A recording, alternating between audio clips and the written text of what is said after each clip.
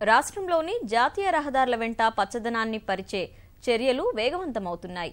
మూడో విడత హరితహారానికి సిద్ధమవుతోన్న రాష్ట్ర ప్రభుత్వం జాతీయ రహదారుల వెంట మొక్కలు నాటే కార్యక్రమానికి ప్రాధాన్యం ఇస్తోంది.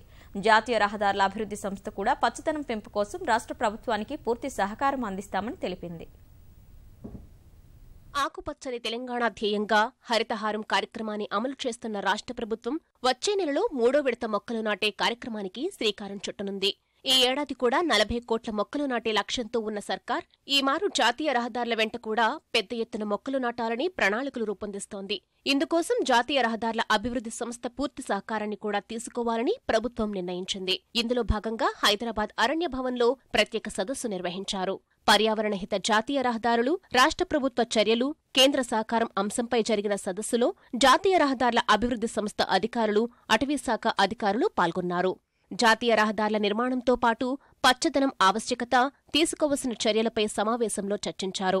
రాష్ట్రంలో పచ్చదనం పెంపు కోసం ముఖ్యమంత్రి కేసీఆర్ ప్రతిష్టాత్మకంగా చేపట్టిన హరితహారం కార్యక్రమాన్ని సమావేశంలో వివరించిన అటవీశాఖ అధికారులు జాతీయ రహదారుల వెంట పచ్చదనం పెంచే దిశగా తీసుకున్న చర్యలను కూడా తెలిపారు.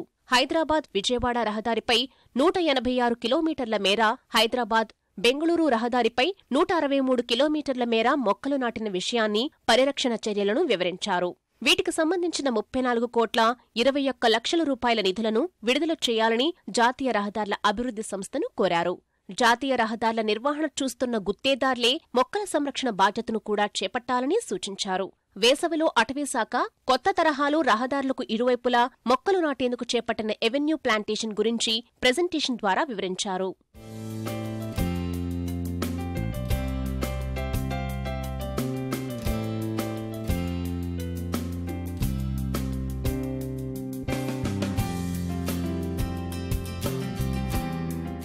సమావేశంలో హరితహారం కార్యక్రమాన్ని ప్రశంసించిన జాతీయ రహదారుల అభివృద్ధి సంస్థ సలహాదారు భట్టాచార్య, పచ్చదనాన్ని కోరుకునే నాయకులు ఉండడం అదృష్టమని పేర్కొన్నారు. భద్రతా ప్రమాణాలకు అనుగుణంగా జాతీయ రహదారుల నిర్మాణం ఎంత ముఖ్యమో వాటి వెంట పచ్చదనాన్ని అభివృద్ధి చేస్తూ పర్యావరణాన్ని పరిరక్షించుకోవడం కూడా అంతే ముఖ్యమని గుర్తు చేశారు. రాష్ట్రంతో పాటు దేశవ్యాప్తంగా జాతీయ రహదారుల విస్తరణ వేగంగా జరుగుతోందని, 40% ట్రాఫిక్ నిత్యం జాతీయ రహదారుల గుండా వెళ్తోందని అన్నారు.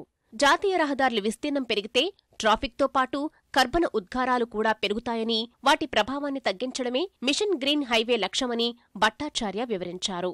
విస్తరణ సమయంలో చెట్ల తొలగింపును వీలైనంతగా తగ్గించడం, అవసరమైతే భారీ చెట్లను ట్రాన్స్ప్లాంటేషన్ ద్వారా మరో చోట నాటడం, నిర్మాణం పూర్తయిన రహదారుల మధ్యన పెద్ద సంఖ్యలో చెట్లు పెంచడం లాంటివి ఈ సమస్యకు పరిష్కారమని పేర్కొన్నారు.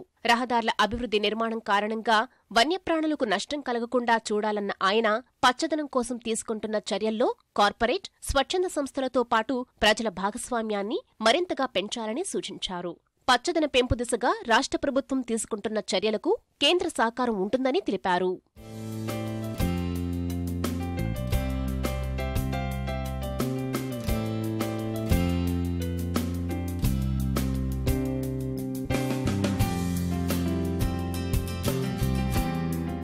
హైదరాబాద్ వరంగల్ జాతీయ రహదారి యాదగిరిగుట్ట వరకు సుమారు 50 కిలోమీటర్లు పూర్తయినందున అక్కడి వరకు, వరంగల్ వరకు 90 కిలోమీటర్ల మేర భవిష్యత్లో మొక్కలు పెంచుతామని అటవీశాఖ అధికారులు తెలిపారు.